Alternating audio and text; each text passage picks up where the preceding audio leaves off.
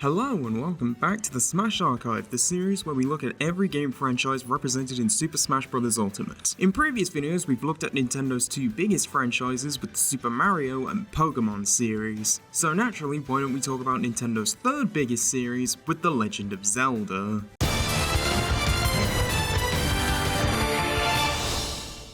For this video, we'll be looking at every single mainline entry in the series, as well as the spin-off game Hyrule Warriors Age of Calamity. Given these games are often very spoiler heavy, a lot of these games will get spoiled in this video. So, if you don't want to be spoiled on a particular entry, use the timestamps in the description to skip those sections. Also, to avoid any confusion, I'm going to mention this right off the bat. Most Zelda games feature their own incarnation of some of the main characters, so I'll only mention series recurring characters when we get to the specific iteration of that character in Smash. For example, I won't mention Link as a fighter until we get to Breath of the Wild, as that version of Link is the one in Smash. With that out of the way, let's get started.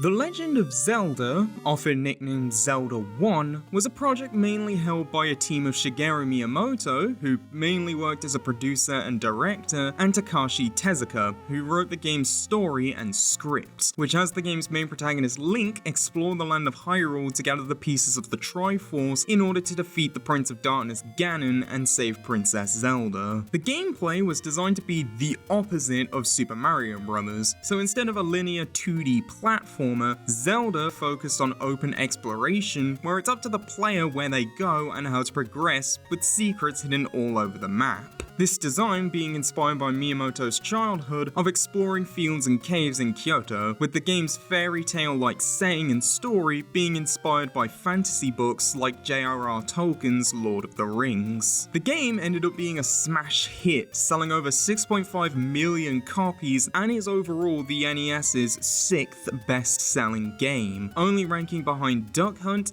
Tetris, and the Super Mario Bros. Trilogy, with the Zelda series going on to be Nintendo's most iconic series after Mario and Pokemon. Given this context, it shouldn't be surprising to hear we have a lot of content from Zelda 1. First, we have 8 music tracks, with a brawl remix of the title screen music,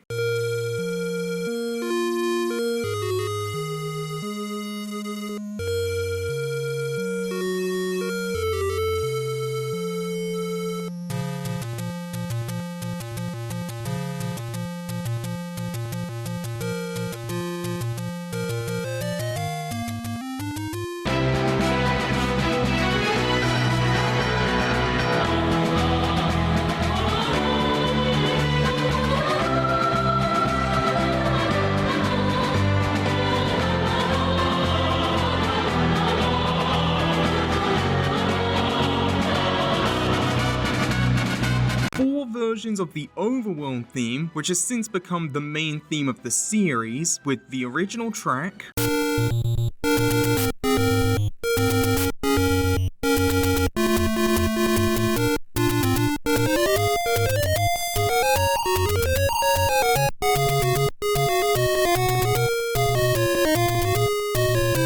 a Smash 64 remix,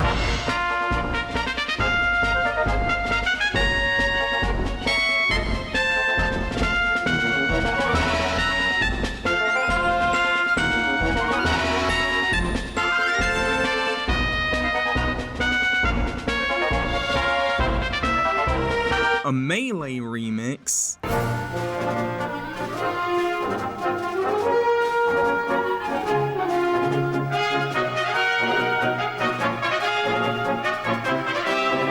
and a Brawl remix.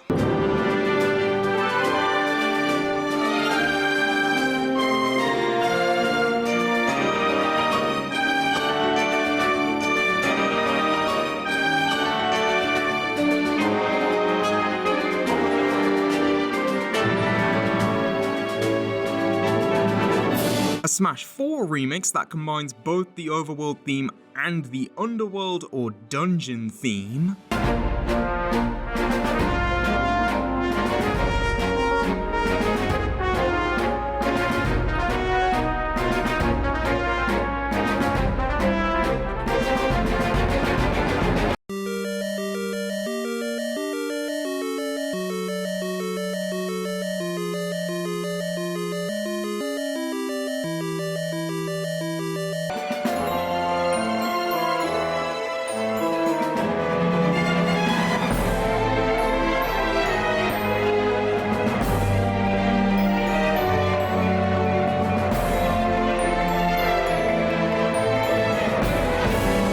a Smash 4 medley which contains the overworld theme,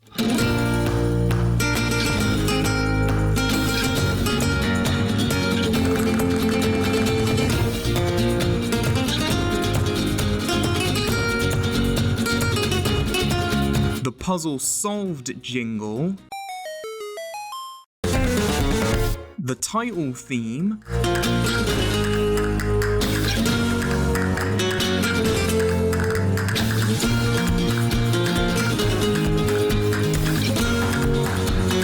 the underworld theme,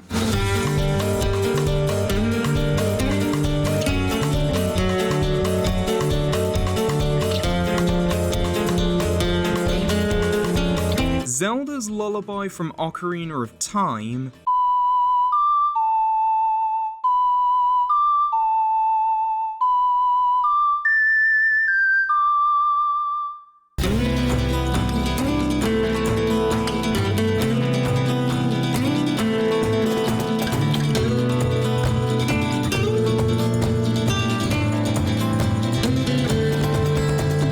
and the item obtained jingle. And a new remix of Death Mountain, which plays during the final dungeon, with the track also containing the Ganon Appears jingle.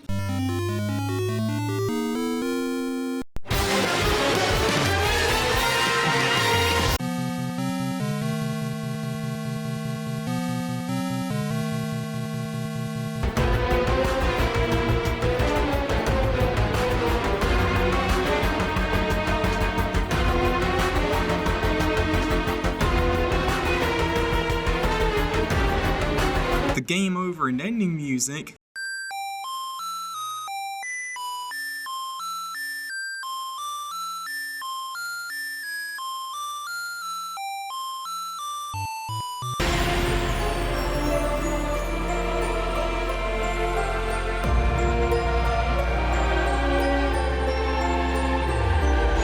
the puzzle solved jingle,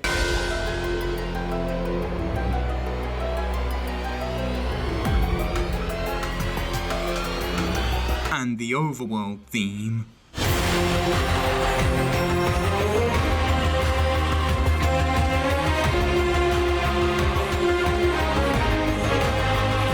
Next is the item Heart Container, these being a series recurring item that are often rewarded for defeating bosses, which give Link 1 extra heart's worth of health. In Smash, it heals 100% worth of damage, with its design being based on its appearance in Skyward Sword. Following that is 3 Mii costume pieces, with a hat and sword fighter costume based on Link, the series' main protagonist, with most entries featuring their own unique incarnation of Link. The costume itself most resembling a mix of Link's designs in Twilight Princess and Skyward Sword, and a Zelda wig. Like Link, Zelda has seen numerous incarnations throughout the series, often being the Princess of Hyrule, with the Mii hat having a similar design to Zelda's Twilight Princess appearance, albeit with blonde hair to match her Smash design, which is based on Link Between Worlds Zelda. Finally, there's 8 spirits. Number 178, Link, The Legend of Zelda,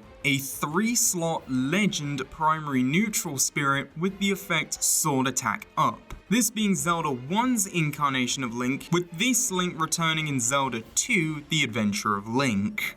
Number 179, Octorok, a 1-slot novice primary grab spirit with the effect Fire Weakness, a series recurring octopus enemy who attacks by shooting rocks from its mouth. The art comes from Skyward Sword, specifically being the grass-covered variety from Farron Woods. Number 180, Moblin, a 2-slot novice primary neutral spirit, another series recurring enemy who are often a common soldier in Ganon's army, with them fighting Link with a spear. The spirit art comes from Ocarina of Time, where they patrol the hedge maze in the Sacred Forest Meadow, primarily acting as an obstacle during a stealth section. Number 181, Tektite, a 1-slot novice primary shield spirit with the effect Jump Up. a series recurring spider-like enemy with a giant eye. The art's from Twilight Princess, specifically the red variant common in mountainous areas. Number 182, Like, a 2-slot advanced support spirit with the effect Sticky Floor Immunity, a gelatinous blob-like enemy that appears throughout the series, which tries to eat Link and his equipment, appearing in the 4th, 6th, and 9th dungeons in Zelda 1 and eating Link's strongest shields. Number 183,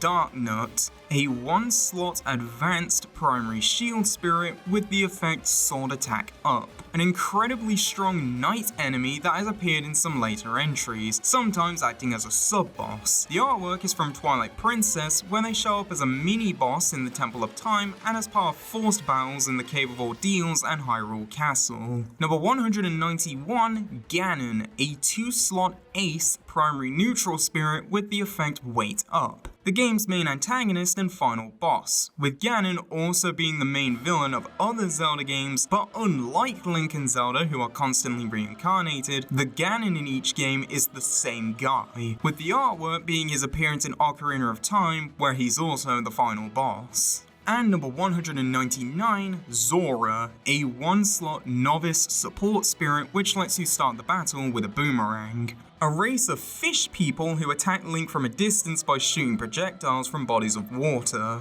The art is from Ocarina of Time, which re-established the Zoras as a more friendly race of fish people who watch over Hyrule alongside the Hylians and the Gorons.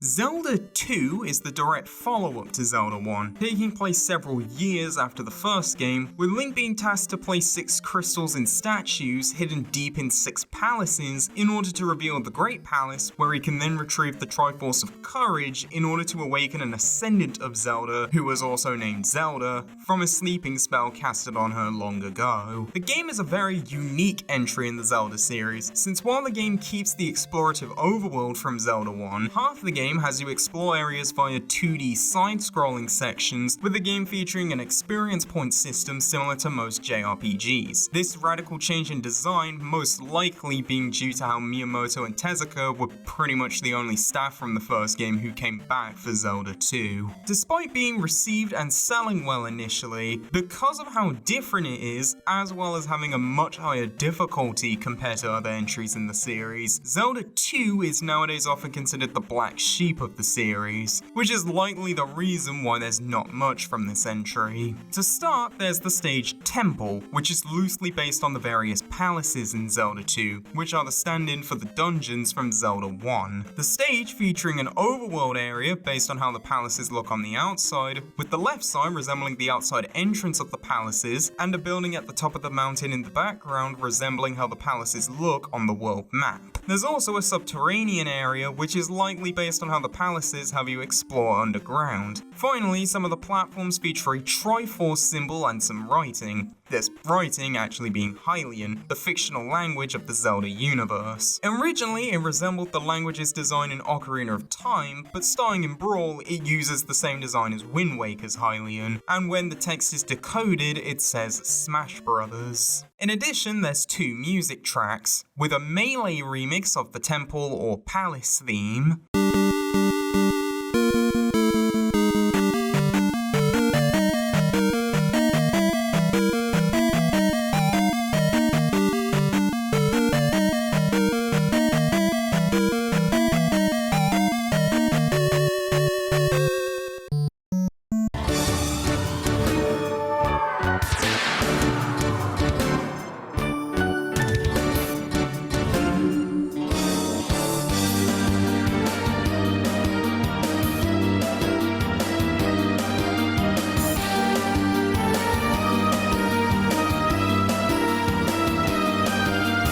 and a Brawl remix which combines the regular palace theme with the Great Palace theme, which is the game's final palace.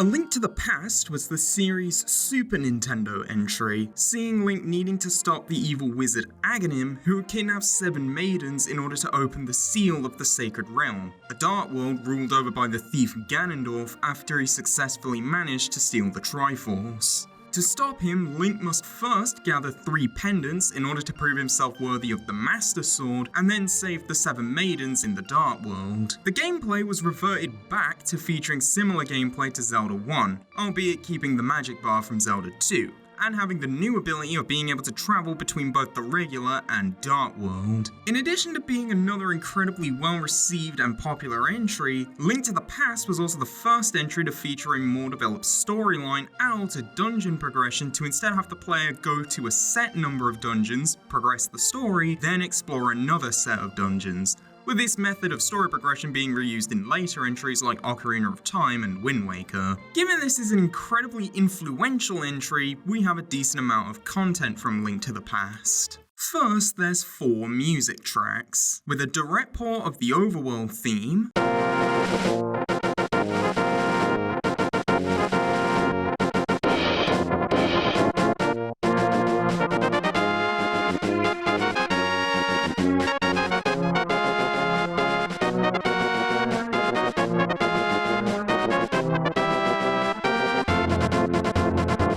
versions of the Dark World theme with a Brawl remix,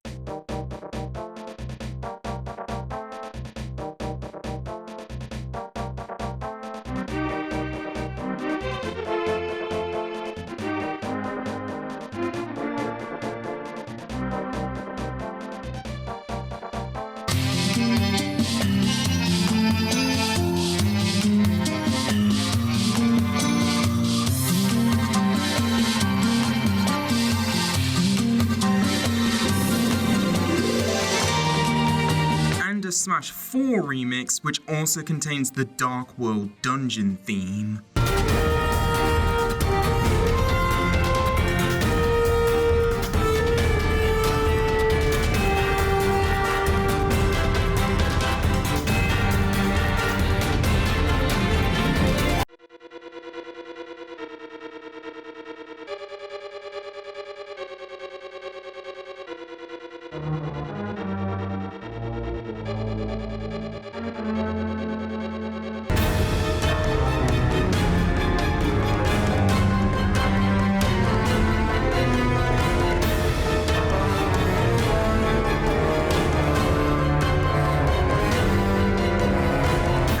Mountain and Forest, a Brawl remix of the track used for Dark Mountain and Skeleton Forest, the Dark World counterparts to Death Mountain and the Lost Woods.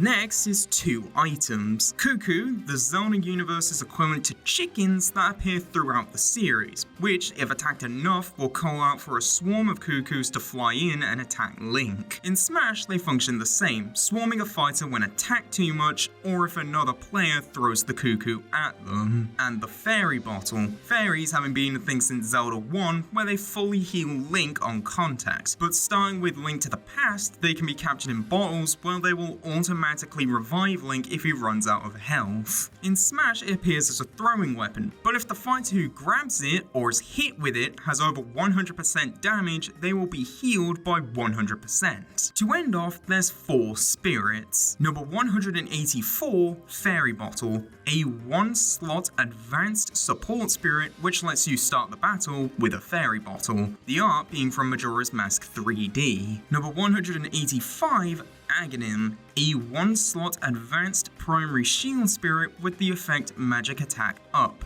the game's main antagonist who kidnaps the 7 maidens to break the seal to the corrupted Sacred Realm, the artwork being from the Game Boy Advance port of the game. Number 186, Cuckoo, a 1-slot novice support spirit with the effect floaty jumps, the spirit art being original to Smash Ultimate. And number 201, Great Fairy, a 2-slot ace support spirit with the effect critical health healing, these being larger fairies found at fairy fountains that can instantly heal Link, with one at the Waterfall of Wishing also being able to upgrade Link's items. The art is from Majora's Mask 3D, these Great Fairies having been split into several stray fairies that if Link gathers will reform into the Great Fairy and reward him with an upgrade, the art specifically being the Great Fairy of Power who gives Link the magic spin attack.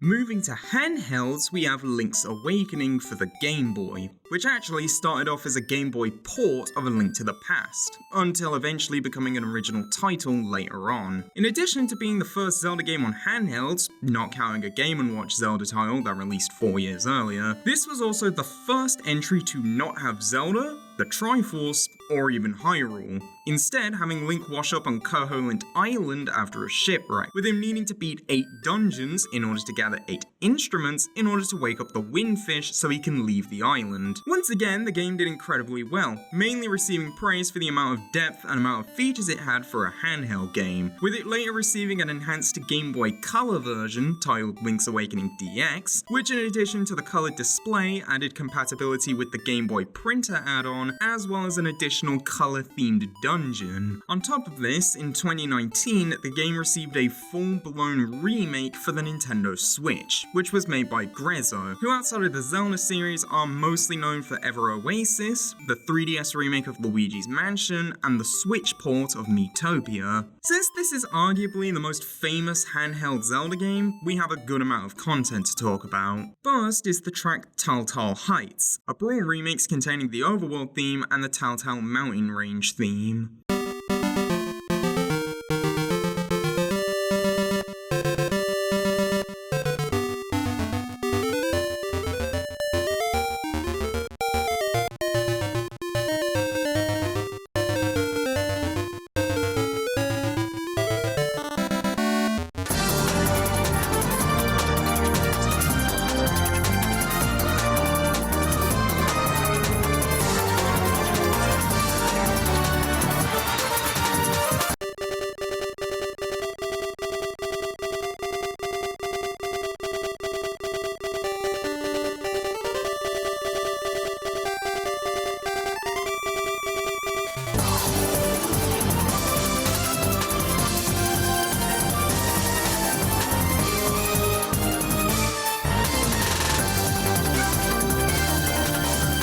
Then there's Four Spirits. Number 187, Marin, a 2-slot advanced support spirit with the effect Irreversible Controls. The girl who discovers Link on the Taron Bay shore and acts as the game's female lead, taking the position usually held by Zelda, the spirit art coming from Link's Awakening DX. Number 188, Windfish, a 1-slot legend support spirit with the effect Special Move Power Up. The deity who created Koholint Island who Link must awaken in order to leave. Like Marin, the art is from Link's Awakening DX. Number 1322, Link, Link's Awakening, a 3-slot ace primary neutral spirit with the effect Water Weakness. Nicknamed the Hero of Hyrule, this incarnation of Link is actually the same one from A Link to the Past, with him also returning in the Oracle games, the art specifically being from the Switch remake. And number 1323, Owl, a 2-slot advanced support spirit with the effect Screen Flip Immunity. This being an owl who helps guide Link throughout the game by giving hints on where Link should go in the form of riddles, the art coming from the Switch remake.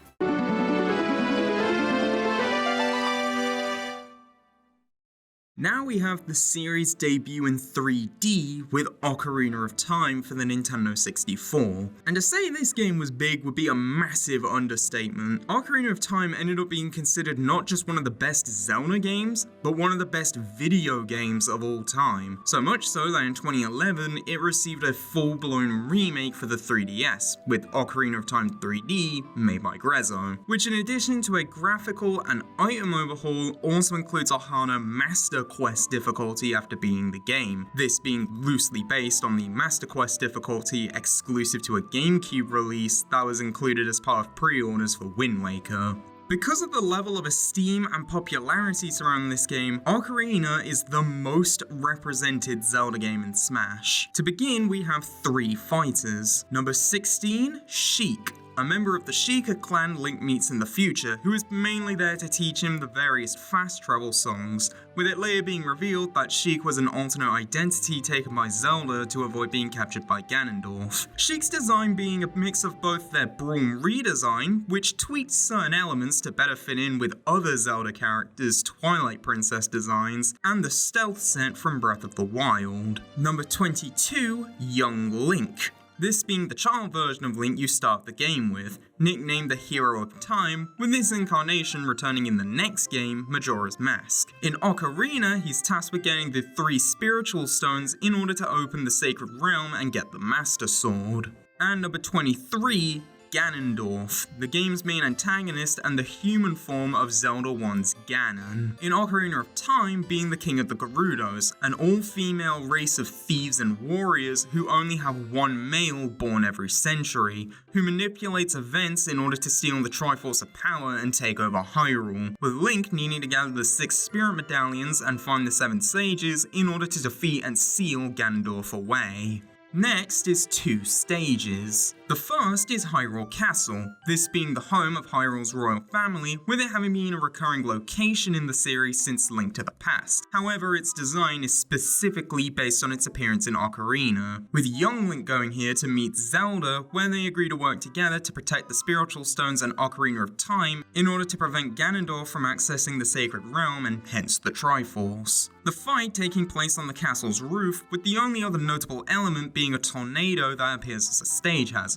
The only major appearance of a tornado in the series beforehand being in Zelda 1 as part of the recorder item, with the tornado transporting Link to a dungeon that's being cleared based on which way he's facing. Finally, in the background you can see Death Mountain, the home of the Gorons that Link is told to go to after meeting Zelda to get the spiritual stone of fire. The other stage is Gerudo Valley, taking place on the bridge that leads to Gerudo's fortress, with the aesthetical design specifically resembling Ocarina of Time 3D, with each side featuring a canopy with a Gerudo tribe logo on the top. The bridge in the middle can be broken, this being based on how in the future the Gerudos broke the bridge in order to stop intruders from getting in, with it breaking after a set amount of time, with the time limit being decreased from fighters jumping on, walking across, and attacking the bridge. When the bridge collapses, fighters can fall down the chasm which leads to Zora River, with 2 platforms and some spikes appearing in the chasm. Shortly after the bridge collapses, Koime and Kotake will appear, a pair of witches who are the surrogate mothers of Ganondorf, with either Koime causing large flames to appear on the left side or Kotake creating large ice spikes on the right side. Not too long after, the Song of Time will be heard, after which the bridge will then repair itself. Finally, in the background it's possible to see the Gerudo's fortress, the horseback archery range, and a tent set up by carpenters trying to repair the bridge. Then there's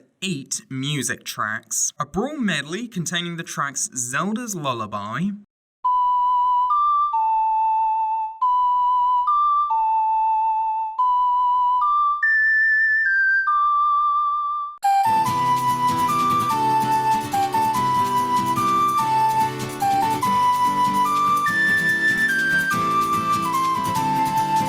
the Sun's Song,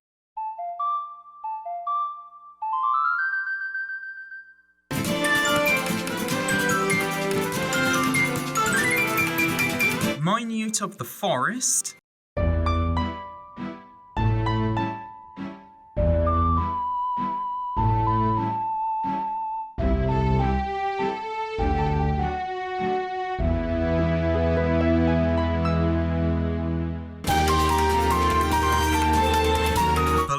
of Fire,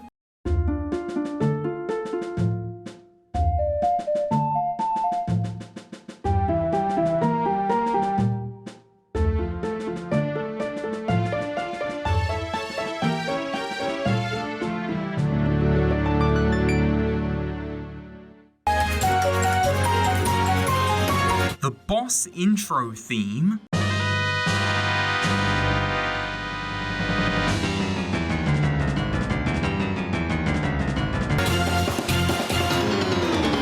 Windmill Hut or Song of Storms,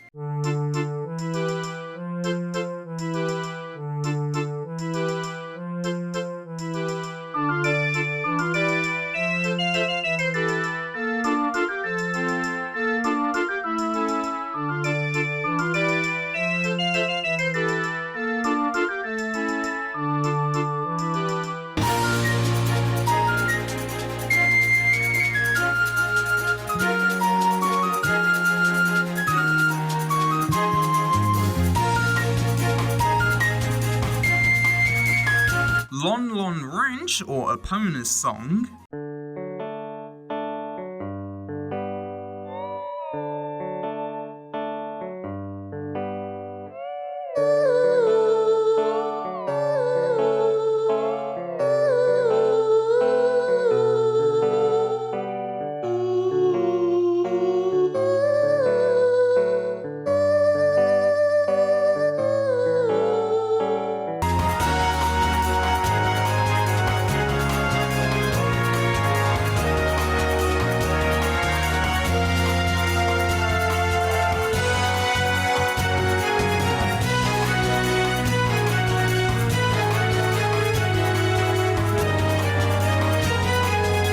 Temple of Time or Song of Time,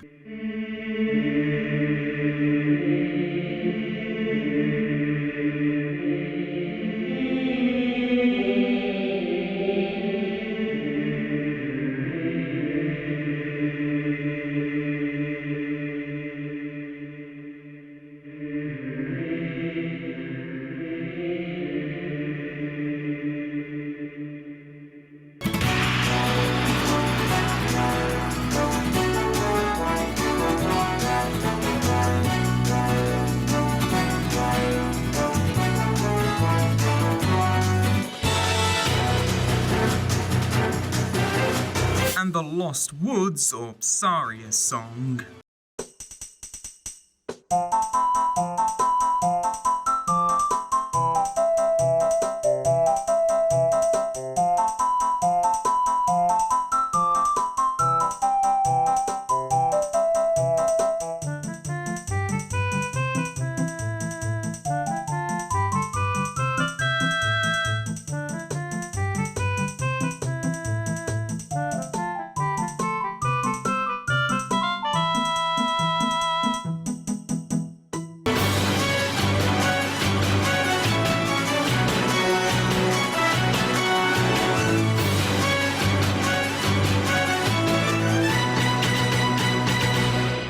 Two versions of Hyrule Field's theme, this being a large field that connects all the areas Link explores throughout the game, with both the original track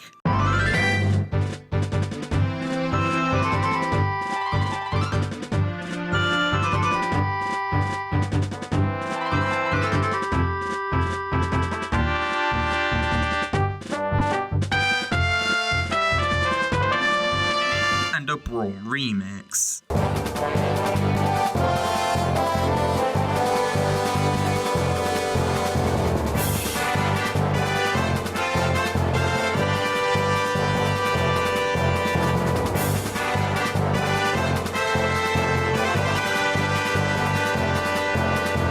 A Melee remix of Saria's Song, this being a song Saria teaches Link, with it also playing in the Lost Woods.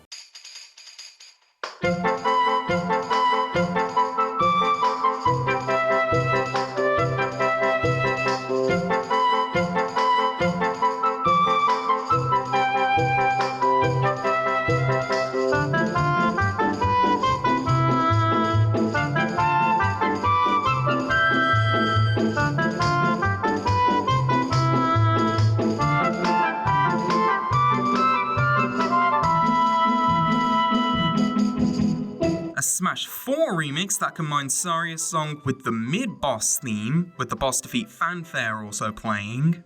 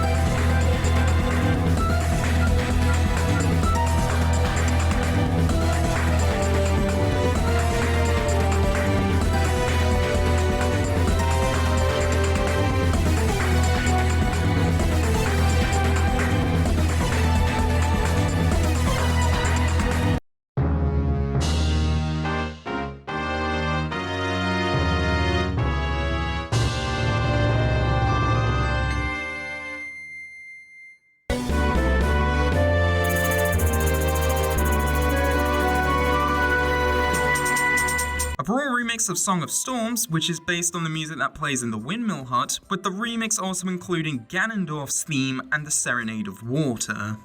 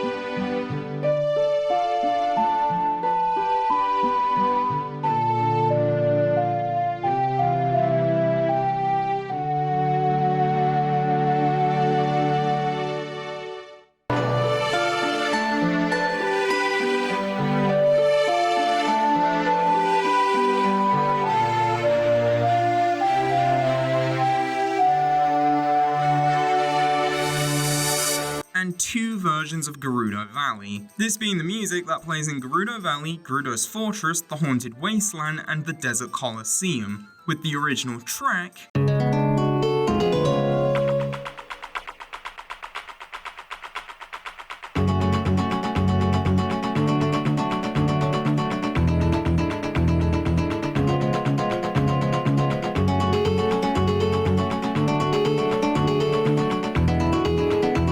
a Smash 4 remix.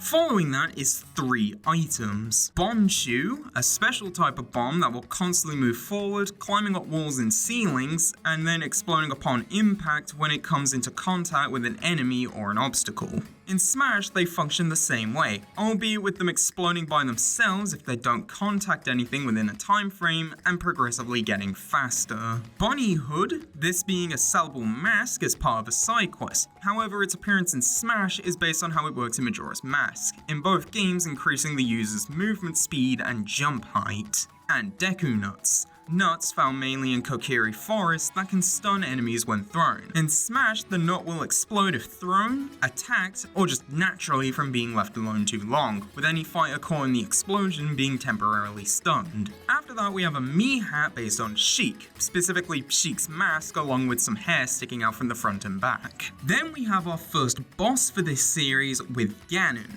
who has been around since Zelda 1, however I decided to talk about him here since his design in Smash is directly based on his appearance in Ocarina of Time as the final boss. Ganon is fought in the Sacred Land sub-dungeon in World of Light, as well as Link, Zelda, Young Link, Toon Link, and Sephiroth's classic mode routes. The arena you fight Ganon resembles the destroyed ruins of Ganondorf's castle, where just like the fight in Ocarina, the only part of Ganon vulnerable to attacks is his tail. In addition to various sword swings and charged attacks, which are taken from a mix of Ocarina's boss fight and Ganon's appearance as Ganondorf's final smash, he also attacks with energy projectiles, which could be taken from a mix of the Calamity Ganon fight in Breath of the Wild and the fight against Demise in Skyward Sword. Finally, there's 18 spirits. Number 174, Sheik, a fighter spirit. Outside of Smash, Sheik's only other appearance outside of Ocarina of Time was as a playable character in Hyrule Warriors and a cameo in Super Mario Maker as part of the costume mushroom power-up. Number 175, Ganondorf, a fighter spirit. The spirit art specifically being from Ocarina of Time 3D. Number 176, Young Link, a fighter spirit. Similar to Sheik, Young Link's only appearance in the series after Majora's Mask was as a playable character in Hyrule Warriors. Number 189, Young Zelda, a 2-slot advanced primary shield spirit which can be enhanced at level 99, this being the charm version of Zelda that Link meets at Hyrule Castle. Number 190, Zelda Ocarina of Time, a 2-slot legend primary shield spirit with the effect Assist Killer, the adult version of Zelda Link meets towards the end of the game, after initially only meeting him under her Sheik disguise. Number 192, Saria, a 1-slot ace support spirit with the effect Easier Perfect Shield, a Kokiri and Link's childhood friend in Kokiri Forest, with Saria also becoming the Forest Sage in the future timeline after Link saves her from Phantom Ganon in the Forest Temple. Number 193, Impa Ocarina of Time, a 3-slot ace primary shield spirit, a character who, similar to Link and Zelda, has seen multiple incarnations throughout the series, with her always being Zelda's attendant, Ocarina of Time making her a member of the Sheikah clan who protects Zelda from Ganondorf during the gap in time between the past and future timelines, with her also eventually becoming the Sage of Shadows. Number 194, Kaepora Gabora, a 2-slot advanced support spirit with the effect Fog Immunity, a large owl who mainly serves to give tutorial information and transport Link to certain locations, with him later being revealed to be the reincarnation of Rauru, the Sage of Light. Number 195, Malon, a 1-slot advanced support spirit with the effect Shooting Items Up, a girl working at Lon Lon Ranch who mainly takes care of the horses for her father Talon, with the farm being taken over by his employee Ingo in the future, with Malon continuing to work for him out of fear of the horses potentially facing abuse. Number 196, Epona, a 1-slot ace support spirit with the effect Undamaged Attack and Speed Up, one of the horses at Lon Lon Ranch that Link befriends in the past, meeting it again in the future where Link saves it from Ingo, who planned to gift Epona to Ganondorf, with Link then being able to use Epona to travel across Hyrule Field more quickly. Number 197, Goron, a 1-slot novice support spirit with the effect Fire/Explosion Resist Up, a race of rock creatures who live on Death Mountain, with Link both helping them in the past where Ganondorf blocked off the entrance to Dodongo's cavern, threatening to starve them unless they hand over the spiritual stone of fire, as well as the future where Ganondorf kidnaps almost all of them in the Fire Temple and threatens to feed them to Volvagia,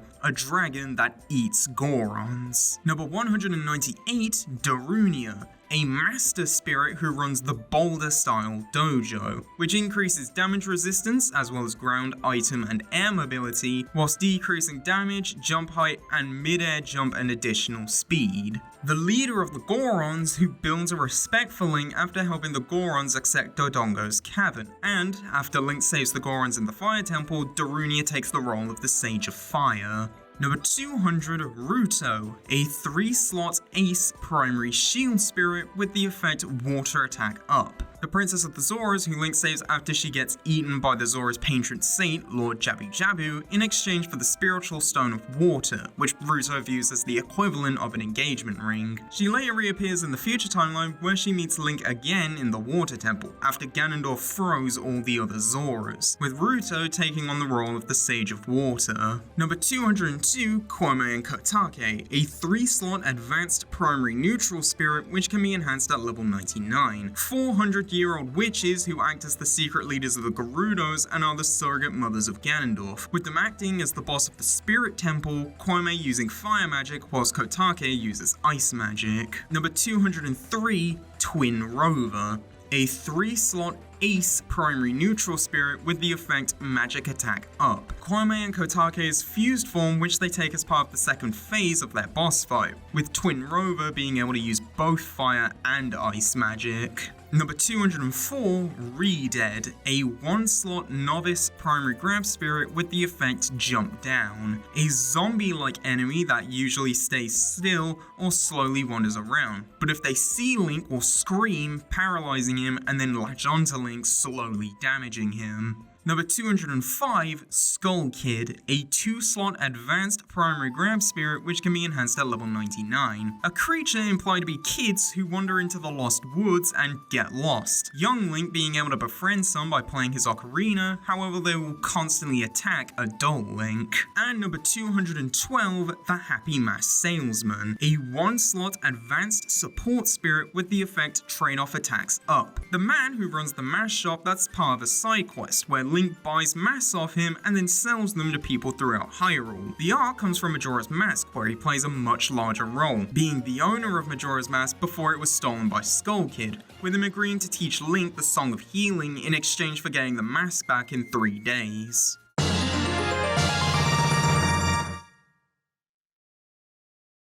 Also releasing for the Nintendo 64, Majora's Mask has Link needing to save the land of Termina from the moon crashing into the earth in 3 days, by using the power of various masks in order to free 4 giants being held captive in the temples across Termina. Despite being made in the same engine and reusing a lot of assets from Ocarina of Time, Majora's Mask has a much darker tone than a lot of the games in the series, with it often being praised as the series' best entry by fans due to how it built upon the already beloved Ocarina of Time, albeit with some finding the game harder due to the 3-day time limit. Just like Ocarina, Majora's Mask also received a 3DS remake by Grezzo, though this version is often criticized for changing elements of the original to make it more appealing to newer players who didn't play the original game. Because of that, we have a good amount of content from Majora's Mask. To start, there's the stage Great Bay, specifically being based on the Great Bay coast, with the fight taking place near the Marine Research Laboratory, with Ultimate having updated the stage's aesthetics to resemble the area's appearance in Majora's Mask 3D. In addition to the lower platform featuring an owl statue, these being used for quick travel in the original game, a large turtle occasionally appears on the right side of the stage, this being the turtle that takes Link to the Great Bay Temple. In addition, Tingle, a series recurring character who first appeared in Majora's Mask, will sometimes fly in on his large balloon, with fighters being able to both stand on his balloon and, by attacking it, pop the balloon causing Tingle to fall. Finally, in the background, the moon can be seen progressively falling towards Termina, and after enough time passes, the 4 giants Link frees from the temples will rise up to throw the moon back into the sky, with this all transpiring over the course of 3 minutes, most likely referencing Majora's Mask taking place over a 3-day time loop. Next is 2 music tracks with 2 versions of Termina Field,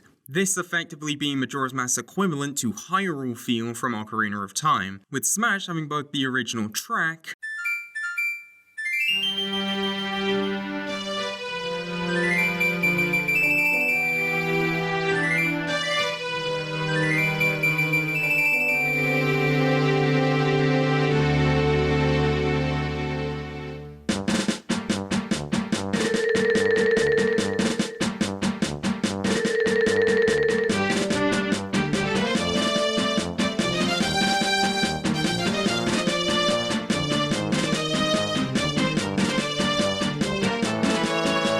and a new remix.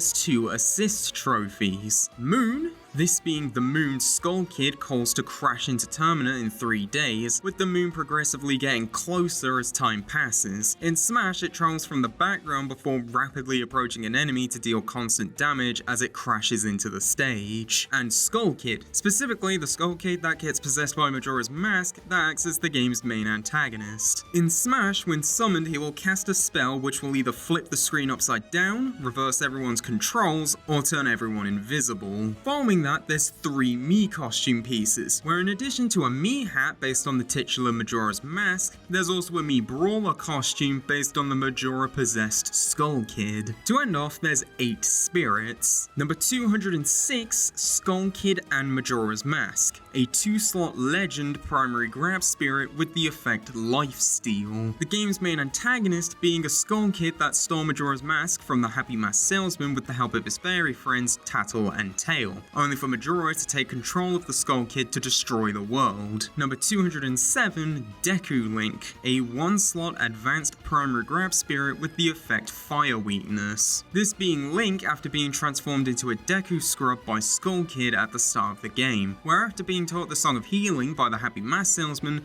he can retake the transformation by wearing the Deku mask. Number 208, Fierce Deity Link, a 1-slot legend primary attack spirit with the effect Sword Attack Up. This being a transformation Link takes by wearing the Fierce Deity mask, which is only obtainable by collecting all 20 non-transformation masks and giving them to the 4 Moon Children before the final boss. Fierce Deity Link being the same size as Adult Link and uses the Fierce Deity Sword, which does large amounts of damage, has long range, and can shoot projectiles at the cost of magic. The only downside being the form can only be taken during boss fights. Number 209, Majora's Mask, a 1-slot ace support spirit with the effect Trade-off Ability Up. This being the mask the game is named after, being an ancient artifact used for bewitching rituals that had to be sealed away to prevent a great catastrophe, with the art coming from the 3DS remake. Number 210, Moon, a 2-slot ace support spirit with the effect Giant. The moon arguably being the most iconic thing from this game other than Majora's Mask itself. The spirit art comes from Majora's Mask 3D. Number 211,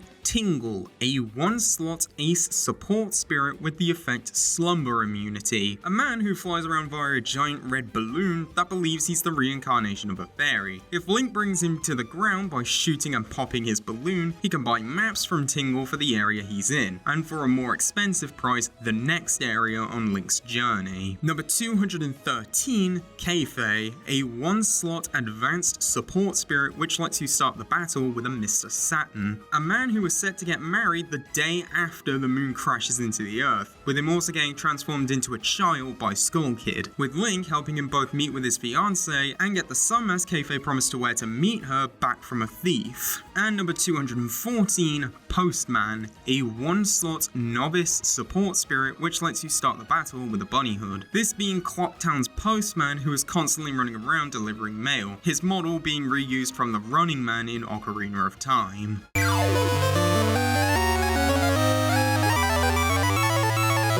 Oracle of Ages and Oracle of Seasons, collectively referred to as the Oracle games, was the Zelda series' first and so far only attempt at a dual release, both games featuring similar gameplay and releasing on the exact same day for the Game Boy Color. The main differences being each game having a different storyline and world, with Ages focusing more on puzzles and having you use time travel, whilst Seasons emphasizes combat and has you alter the weather by shifting through seasons, with it only being possible to get the true ending by entering a password earned from beating the other game. These games were also the first mainline Zelda titles not made by Nintendo, both games being made by Capcom, who most Smash players will recognize as the studio behind the Mega Man and Street Fighter series. Whilst the games were received positively, they're definitely not in the highest tier of beloved Zelda games, which is why they only have a small amount of content compared to some of the previous games we've talked about, the only things taken from these games being 5 spirits. Number 215, Din,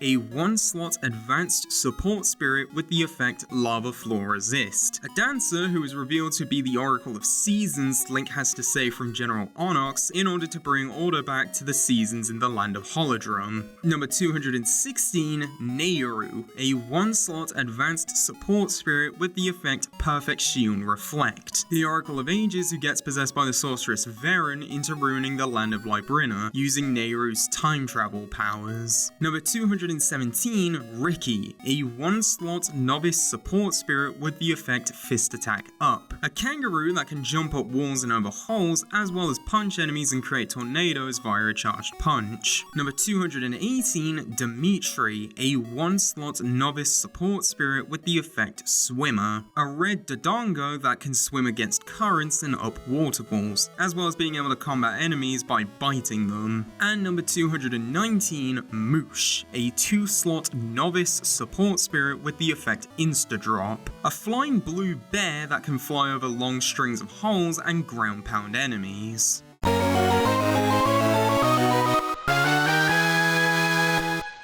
Four Swords is kind of questionable whether or not it counts as an individual entry, since whilst Nintendo and Zelda fans often refer to Four Swords as its own game, it was actually sold as a multiplayer mode added in the Game Boy Advance port of A Link to the Past. This mode being made by Capcom, with the Four Sword being a sword that splits Link into 4 separate multicolored links, in order to justify the game being multiplayer only. Four Swords did later see a digital re-release via DSiWare made by Grezzo, which in addition to allowing the game to be played in single player, was also completely free, although this was a timed release for the series' 25th anniversary, and has since been delisted. Since this entry is pretty obscure due to the original release being a multiplayer mode for a handheld re-release of a previous entry, it shouldn't be surprising to hear this is one of the least represented Zelda games. The only thing taken from this game is spirit number 255, Vati, a 2-slot Ace primary grab spirit, an evil sorcerer that was sealed away in the Four Sword, with the game's plot kicking off with him breaking free of the seal and kidnapping Zelda, with Vati later returning in Four Swords' sequel, Four Swords Adventures, as well as getting a more detailed backstory and a humanoid appearance in the Minish cap.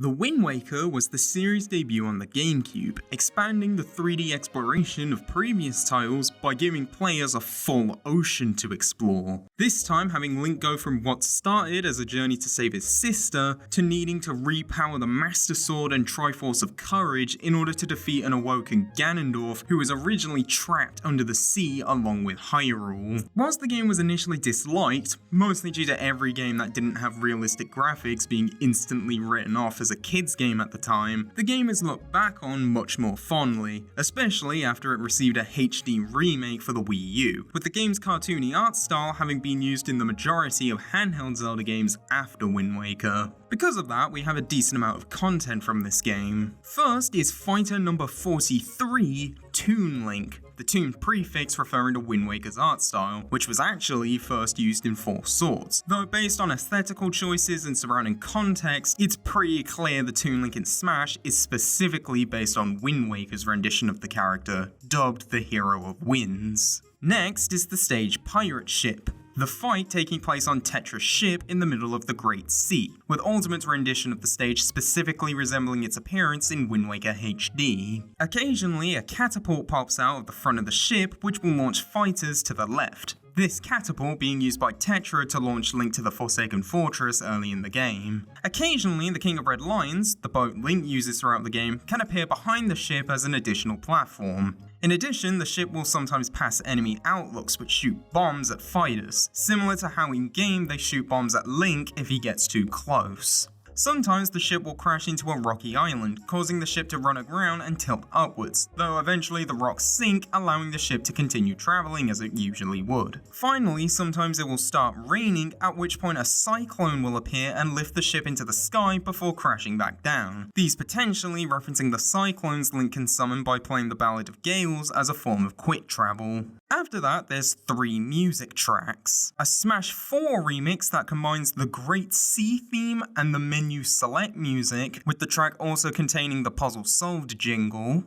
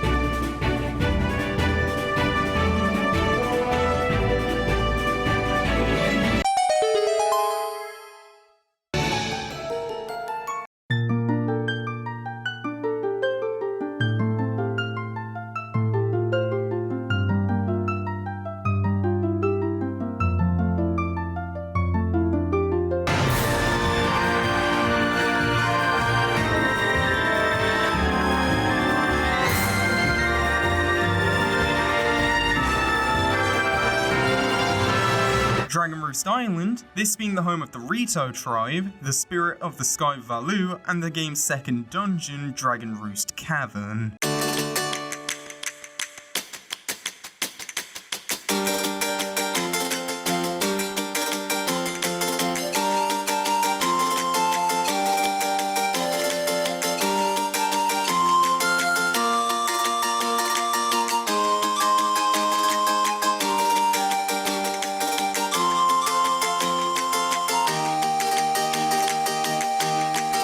And a new remix of Majora's boss theme, Majora being the boss of the Wind Temple.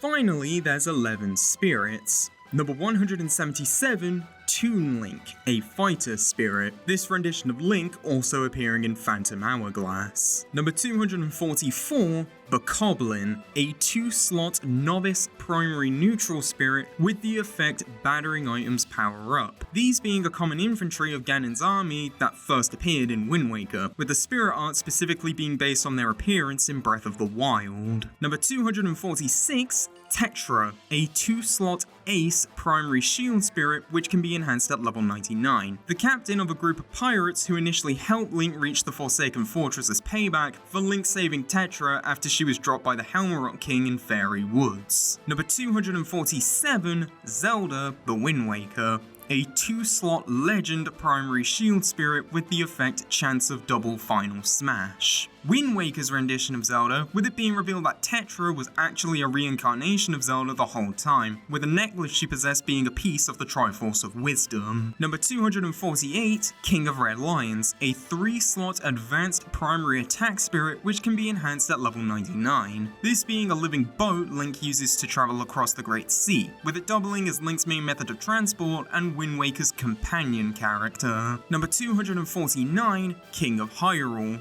a 3-slot ace primary attack spirit with the effect transformation duration up. The past King of Hyrule, who is revealed to be the true identity of the King of Red Lions, with him having been awakened by the goddesses to help defeat Ganondorf. Number 250, Arrow, a 2-slot ace support spirit with the effect critical health stats double up. Link's sister, who unintentionally kicks off the plot when she's kidnapped by the Helmerot King, mistakenly believing her to be Tetra. Number 251, Medley, a 2-slot ace support spirit with the effect strong wind immunity. A Rito who accompanies Link for 2 dungeons, Dragon Roost Cavern and the Earth Temple, in order to fulfill her duties as Valu's attendant and the new Sage of Earth respectively. Number 252, Valu, a 1-slot advanced support spirit with the effect falling immunity. Patron deity and protector of the Ritos, who Link has to help by traveling through the Dragon Roost Cavern to save him from being tortured by Gohma. Number 253, Beedle, a master spirit who runs the shop Beedle's Tent, a local sea merchant who travels across the Great Sea in his boat that houses his shop, with him having since appeared in several other Zelda games. And number 254, Fishman, a 1-slot novice support spirit with the effect water/freezing resist up, these being fish that fill in the sea chart, or the map, in exchange for all-purpose bait.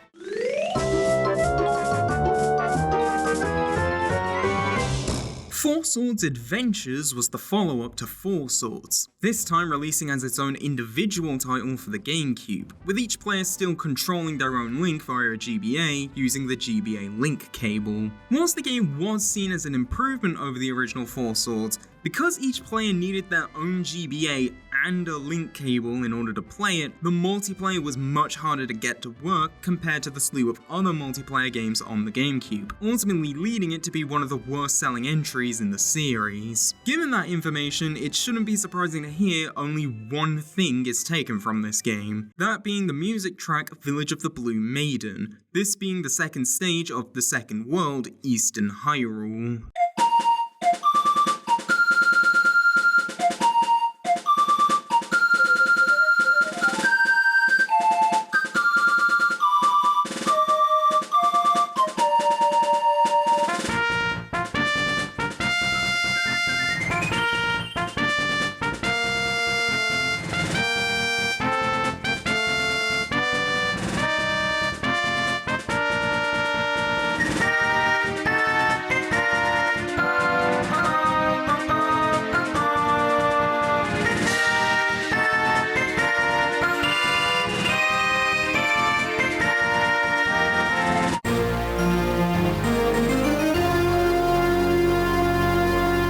Now we have the last Zelda game on the GBA with Minish Cap, which is also the last Zelda game made by Capcom, this time having Link need to fix the Vakori Blade in order to defeat the sorcerer Vati, the main antagonist of the Four Swords games, with Minish Cap taking place before both of those games. Minish Cap is a well-liked entry, with most of the criticism around the game coming from it being pretty short compared to other titles. Like Four Swords, the only thing taken from this game is one spirit, that being spirit number 256, Eslo, a one-slot advanced support spirit with the effect Toss and Meteor, a Minish who was turned into a Cap-Bird creature by Vati, who acts as Link's companion through the game, giving advice and being able to shrink Link to Minish size when approaching Minish portals.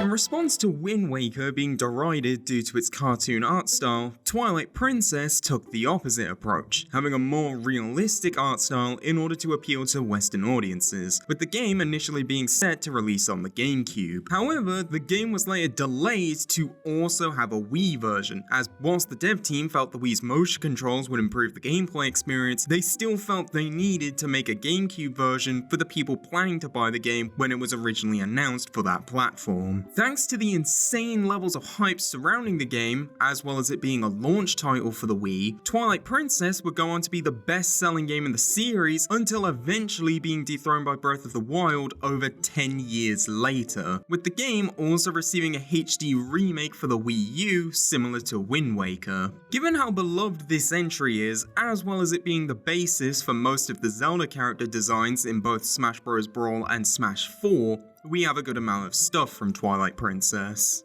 To begin, there's the stage Bridge of Eldin, this being a large bridge situated between a cannon over Zora River. The stage has two hazards based off two major events that take place on the bridge, the first being the first fight against King Bulblin, where he and Link have a joust battle on the bridge, in Smash blaring a horn before charging across it, with a regular Bulblin occasionally following him. Whilst King Bulblin charges across the stage, he'll leave an explosive barrel in the middle of the bridge, which will then blow up, destroying the bridge, with it then later being repaired via a Twilight portal. Whilst the middle of the bridge does get destroyed in Twilight Princess, it's not blown up by Lord Bulblin. Instead, it's teleported away by Twilight messengers, with Link later finding the missing section of the bridge in the Gerudo Mesa, warping it back with a Twilight portal. Next is 3 music tracks. Twilight Princess's main theme, which plays on Hyrule Field,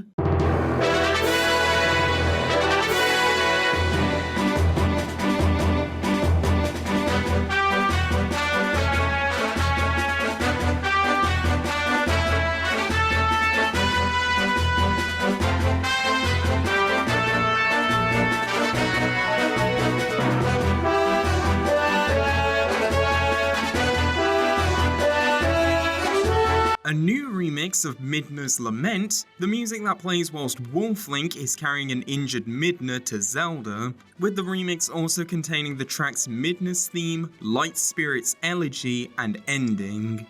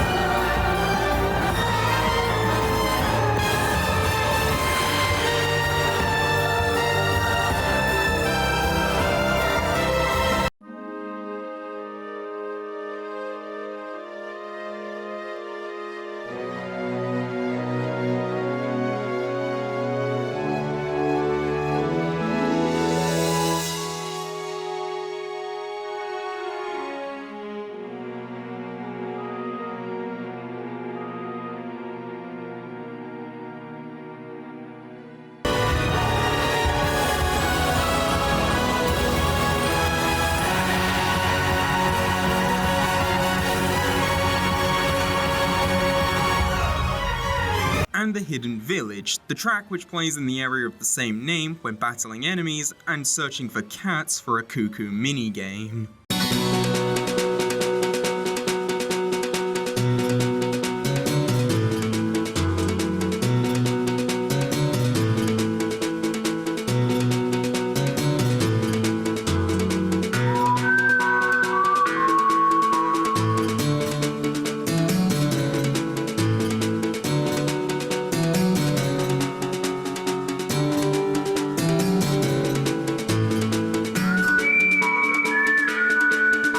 Following that is the assist trophy, Midna, Twilight Princess's companion character who has gone on to be one of the most popular companions in the series. In Smash, she teleports around the stage and attacks fighters by grabbing and throwing them with her hair, which she often does to grab items in the game. To end off, there's 7 spirits. Number 220, Ganondorf Twilight Princess, a 3-slot ace primary attack spirit which can be enhanced at level 99. This being a Ganondorf from a timeline where his plans to take over Hyrule in Ocarina of Time were exposed before he could enact them, leading him to be arrested and sentenced to death by the sages, with Ganondorf ultimately escaping and proceeds to use the Twilight to escape the Twilight Realm and try to take over Hyrule again. Number 221, Beast Ganon, a 3-slot legend primary attack spirit with the effect Impact Run. This being Twilight Princess's version of Ganon, which appears as the second phase of the 4-phase battle against Ganondorf. Number 222, Midna, a 3-slot ace primary grab spirit which can be enhanced at level 99. Initially introduced as a Twilight Imp, it's later revealed that Midna is the Twilight Princess, with her initially working with Link to get revenge on Zant, the man who dethroned her. Number 223, Wolf-Link and Midna, a 3-slot legend primary grab spirit with the effect Dash Attack Up. Wolf-Link being the form Link takes whenever he's in an area covered in Twilight, with Midna riding Wolf-Link's back whilst in this form. Number 224, Zant, a 1-slot advanced primary attack spirit, the self-proclaimed king of the Twilight who dethrones Midna and leads an invasion of the Light World after making a deal with Ganondorf to help him get to the Light World in exchange for some of the power provided by the Triforce of Power. Number 225, Agatha, a 1-slot novice support spirit which lets you start the battle with a lips stick. The self-proclaimed Princess of Bugs who gives Link wallet upgrades in exchange for her golden bugs. And number 226, King Bulblin and Lord Bulbo, a 1-slot novice primary attack spirit, King Bulblin being the leader of the Bulblins, a common race of enemies in Twilight Princess, with Link fighting King Bulblin 4 times across the game. Lord Bulbo is the hog-like creature King Bulblin rides on for the first 2 battles against King Bulblin.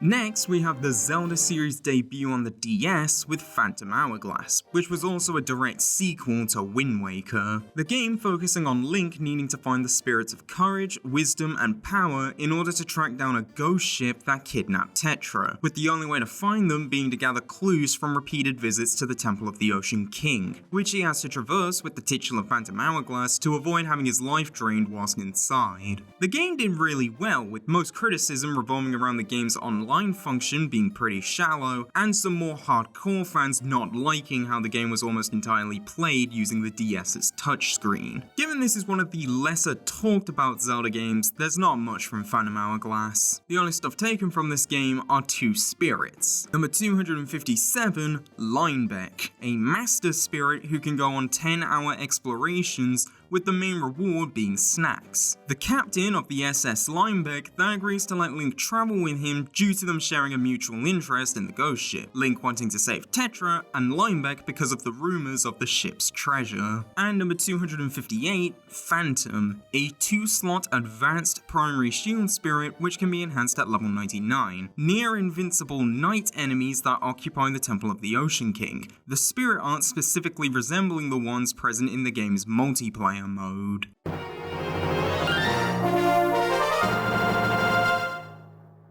Following from Phantom Hourglass, we have its continuation with Spirit Tracks. This time having Link's descendant travel across the lands of New Hyrule via train in order to stop the awakening of Malladus by restoring the Spirit Tracks and the Tower of Spirits. The game was incredibly well received, with some reviewers regarding it as the best handheld Zelda game at the time, with it easily being the most popular since Link's Awakening.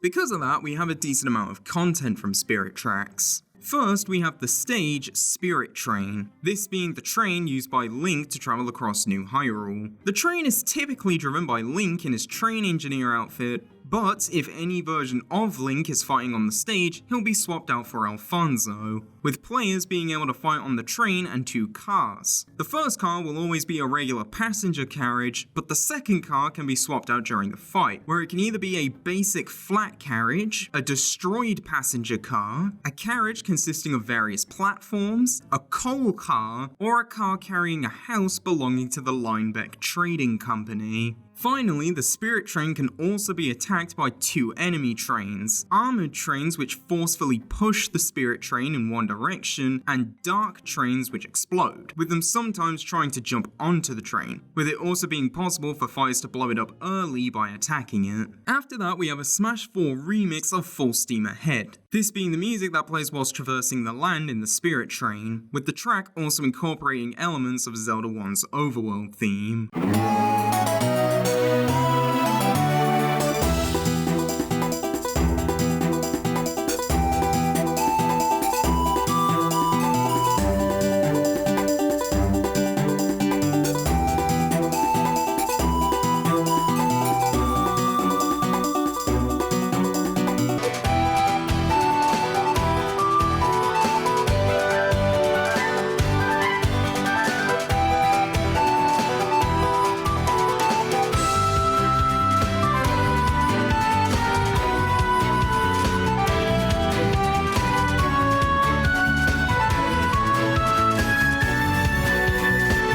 To end off, there's 3 spirits. Number 259, Zelda Spirit Tracks, a 2-slot Ace primary shield spirit with the effect trade-off ability up. This being the granddaughter of Tetra from Wind Waker, with Spirit Tracks' Zelda actually being Link's main companion for this title, with them working together in order to prevent Malladus from escaping and get Zelda's body back, with Zelda being able to possess the body of phantoms. Number 260, Alfonso and Engineer Link, a 1-slot advanced support spirit with the effect dash attack up. Alfonso being an ex-member of the Castle Guard who left his life as a successful swordsman to be the Royal Engineer, with him being the one who teaches this game's incarnation of Link how to drive trains. And number 261, Burn, or Starvin in the European version, a 1-slot novice primary attack spirit, one of the game's antagonists who fights Link multiple times, with him working to help Chancellor Cole resurrect Malladus in exchange for power greater than that of the spirits in the Spirit Tower.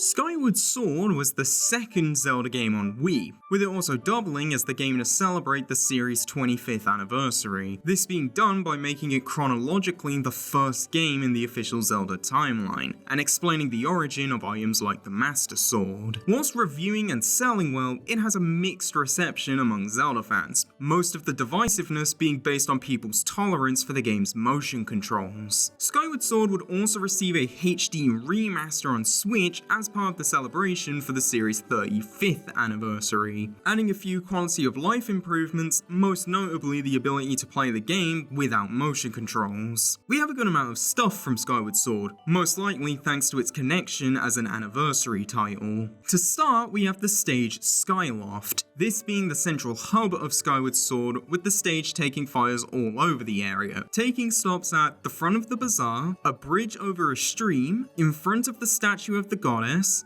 the top of the statue of the goddess, a windmill with a bird nest on top, the front of the fortune teller's house, the roof of the Knight Academy, the floating island with waterfalls, a small floating island, the top of the light tower, and the bottom of the light tower. You can also see loft wings and Beetle's shop flying around in the background. Next, we have two music tracks with two versions of Ballad of the Goddess, the main theme of Skyward Sword. With both the main version, which was only used in the game's trailer and in soundtrack releases,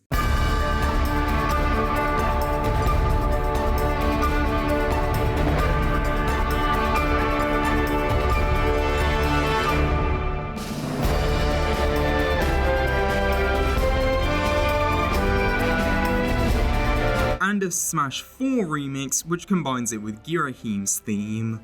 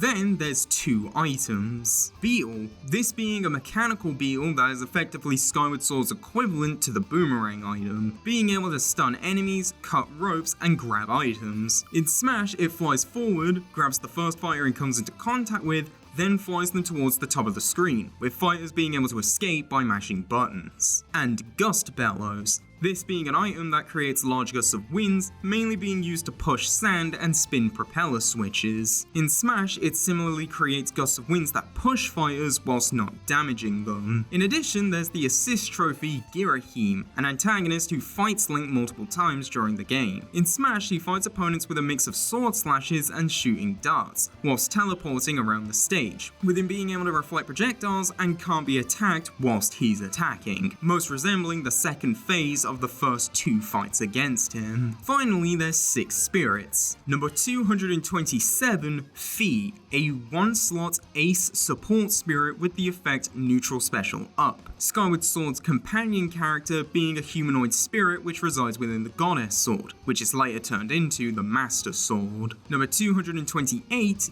Girahim, a 2-slot ace primary grab spirit, the main antagonist who wants to kidnap Zelda in order to revive his master Demise, as Zelda is the reincarnation of the goddess Hylia, whose divine essence is the one thing impeding that. Number 229, the Imprisoned, a slotless advanced primary shield spirit with the effect speed down, Demise's beast form after he was imprisoned by Hylia, with Link having to fight this imprisoned form without it escaping 3 times. Number 230, Demise, a 1-slot ace primary shield spirit, Demise's true form who acts as the game's final boss. With his defeat, he says a reincarnation of his hatred will be born to pursue world domination, this reincarnation obviously being Ganondorf. Number 231, Loftwing, a 1-slot novice support spirit with the effect landing lag down, these being large birds the people of Skyloft used to travel across different regions of the world. And number 232, Groose, a 3-slot advanced primary shield spirit. A student at the Knight Academy and Link's rival due to him having a crush on Zelda. Though, as the game progresses, he does build a good friendship with Link, even helping out in later fights against the imprisoned.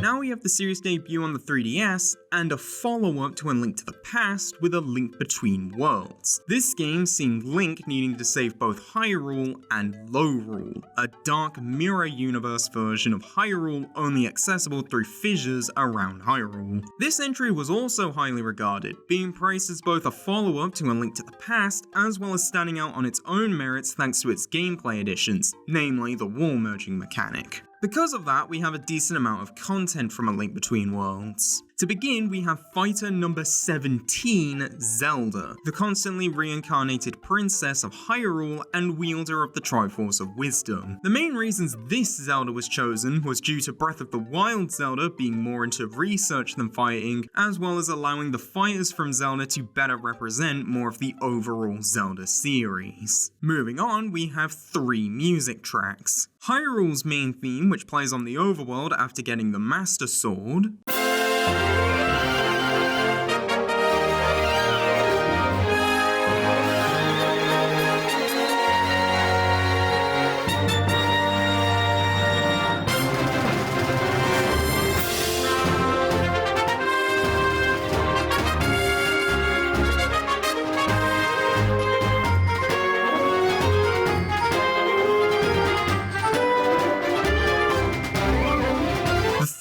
For the second fight against Yuga in Hyrule Castle.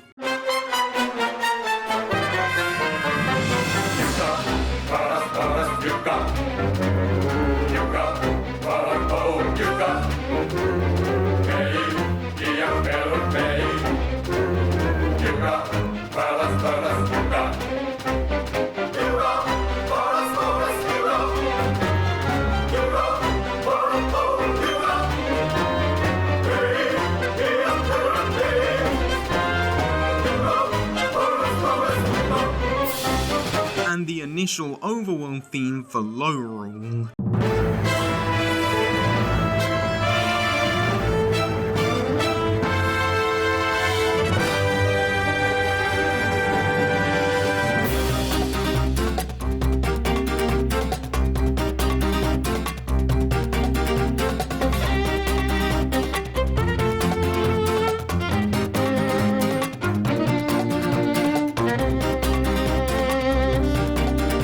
In addition, there's 6 spirits. Number 173, Zelda, a fighter spirit. This rendition of Zelda giving Link the Pendant of Courage before getting captured by Yuga. Number 233, Wall Merged Link, a 3-slot advanced primary neutral spirit which can be enhanced at level 99. This being Link's appearance when he merges into walls thanks to a bracelet given to him by Ravio, the ability allowing Link to slip through cracks and travel across walls without needing a floor. Number 234, Link, A Link Between Worlds, a 3-slot ace primary neutral spirit with the effect Weapon Attack Up. This incarnation of Link sharing the nickname Hero of Hyrule with A Link to the Past Link, though these aren't the same Link. Link Between Worlds Link does return in Triforce Heroes, albeit both games having different art styles. Number 235, Ravio, a 1-slot advanced support spirit which lets you start the battle with a killing edge. A shopkeep who allows Link to rent items with them being returned if Link dies, with it being possible to permanently buy these items later in the game. Number 236, Hilda, a 3-slot ace primary shield spirit, Lorule's counterpart to Zelda who helps guide Link throughout the game. And number 237,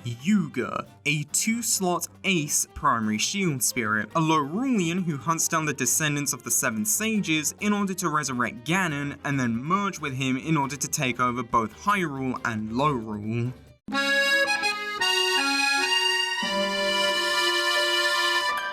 Triforce Heroes was the series' third multiplayer-focused game. Being set after the events of Link Between Worlds, the game's plot sees three Links working together in order to help the fashion-obsessed kingdom of Hytopia after their princess was cursed to wear an irremovable jumpsuit by a jealous witch. The game received a mixed reception, mostly criticizing how the game requires multiplayer to properly work, whilst having issues with online functionality and matchmaking, along with two-player just not being an option. Because of the lackluster reception, we only have a little bit from Triforce Heroes. First, there's two music tracks. A new remix of the game's main theme,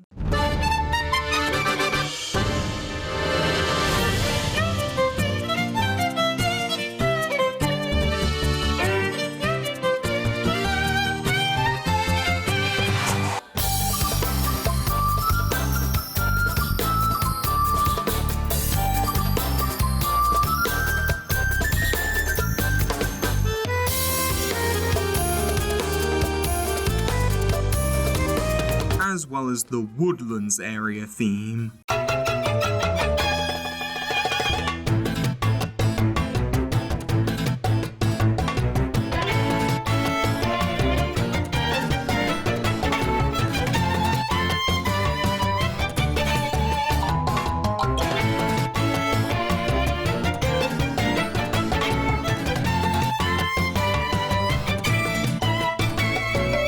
Then there's Two Spirits. Number 262, Totem Link, a 3-slot advanced primary grab spirit, this being all three of the links stacked on top of each other, which is used throughout the game to reach high areas. And number 263, Madame Couture, a 1-slot advanced support spirit with the effect physical attack up, the owner of a high-end fashion store where Link can buy various outfits, which provide various stat boosts in exchange for materials and rupees.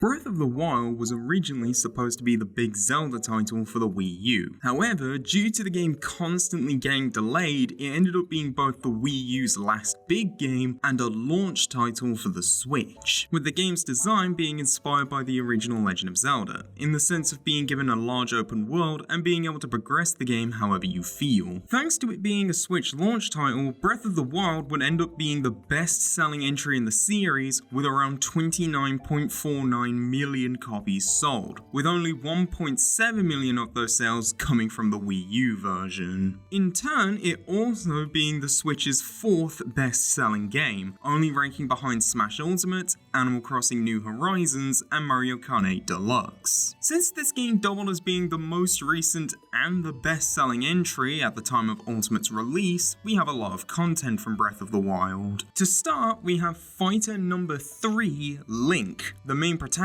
of the series that sees constant reincarnations, being the wielder of the Triforce of Courage, Breath of the Wild's Link being the most recent version of the character. In addition to his default outfit, which has Link wear the champion tunic, Link also has an alternate costume based on the Hero of the Wild set, an outfit based on the traditional Link design, which is unlocked by beating all 120 shrines. Next is the stage Great Plateau Tower, this being the first Sheikah Tower Link reveals in order to reveal all the other Sheikah Towers and get a map of the Great Plateau region. The tower's roof is a solid ceiling that can be broken by either attacking it or by launching fighters into it, leaving a smaller platform for fighters to use, with the ceiling eventually getting repaired by the Sheikah Slate. In addition to both Death Mountain and Hyrule Castle under Calamity Ganon's control being visible in the background, the old man Link meets at the start of the game will occasionally paraglide in, this soon being revealed to be the past king of Hyrule, explaining to Link what happened since he was put in the Shrine of Resurrection and giving him said paraglider. After that is 5 music tracks, with a new remix of the music used in a trailer from the 2017 Nintendo Switch presentation,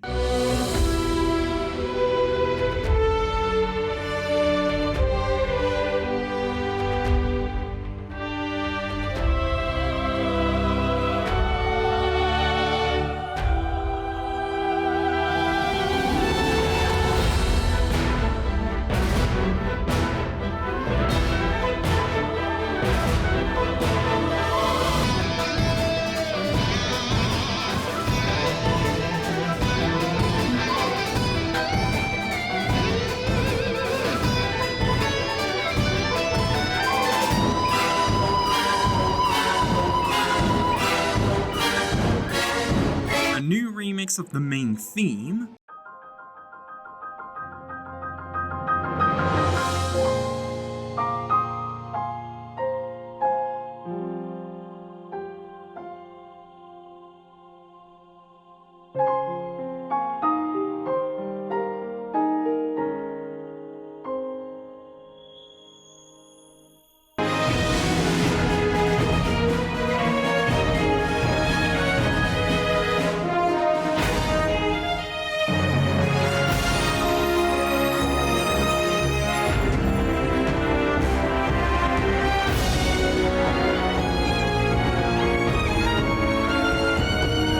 A new remix of Cass's theme.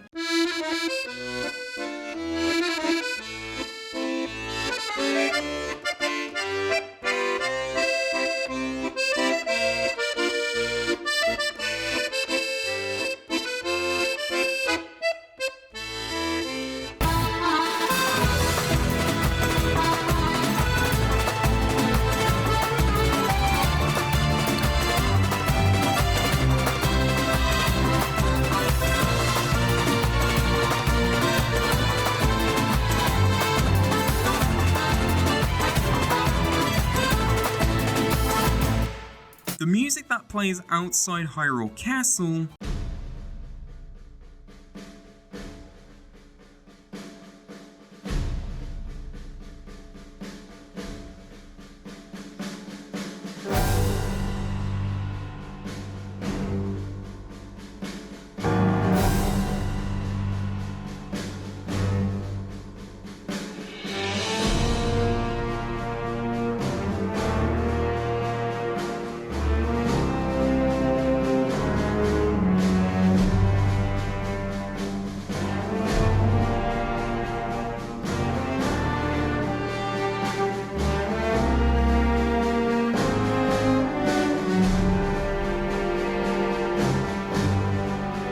and the music that plays during the second phase of the final boss fight against Calamity Ganon.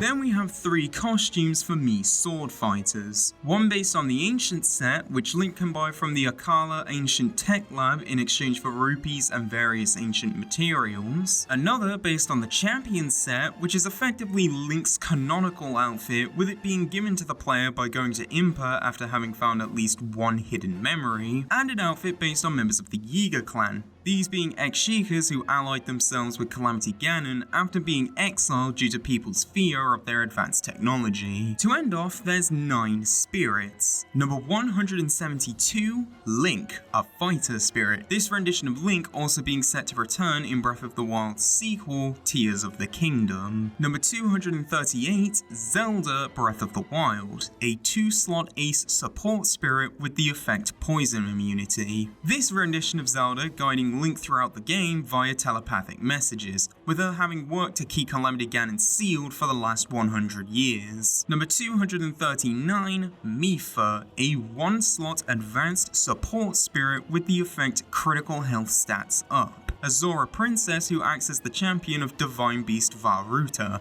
Her ability, Mipha's Grace, fully healing Link whilst also giving him additional hearts. Number 240, Daruk, a 1-slot advanced primary shield spirit with the effect Weight Up. A Goron champion who became the champion of Divine Beast Varudania, giving Link the ability Daruk's Protection, which blocks enemy attacks. Number 241, Rivali, a 1-slot advanced support spirit with the effect Shooting Attack Up. The champion of the Ritos, with him being put in charge of Divine Beast Varmado. Link gaining the ability Rivali's Gale, which launches Link upwards. Number 242, Urbosa, a 2-slot advanced primary attack spirit with the effect Electric Attack Up. The chief of the Gerudo who took role of the champion of Divine Beast Varnaboris, giving Link the ability to attack enemies with lightning using Urbosa's Fury. Number 243, Calamity Ganon, a 1-slot legend primary attack spirit, an ancient primal evil that, due to Zelda failing to initially seal it, corrupts the world, kills all 4 of the champions, and almost kills Link, with him only being stopped when Zelda seals him in Hyrule Castle with her inside. Number 245,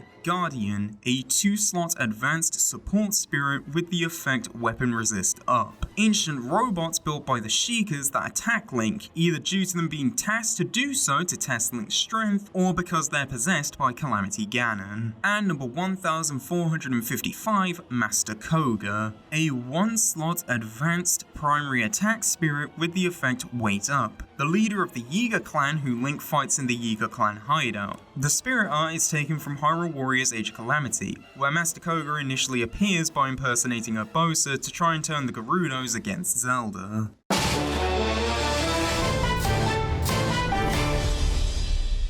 Hyrule Warriors Age of Calamity is the second game in the Hyrule Warriors series, these being non-canon spin-off games made in collaboration with Omega Force and Koei Tecmo, with them effectively being Zelda-themed Dynasty Warriors games. Whilst the first Hyrule Warriors brought in characters from across the entire Zelda franchise, Age of Calamity specifically focuses on characters from Breath of the Wild, being set prior to and during the second Calamity, the event where Calamity Ganon escapes, which in turn set up the events of Breath of the Wild, making it a non-canon prequel which has the heroes try to prevent the Calamity from happening. Since the game released after Ultimate, the only things taken from this game are 2 spirits that were added as part of a Spirit Board event. These spirits being number 1453, Diminutive Guardian, a 1-slot novice support spirit with the effect Improved Escape, a smaller guardian that Zelda had as a sort of childhood pet, with it travelling back in time in an attempt to stop Calamity Ganon from taking over like it does in Breath of the Wild. And number 1454,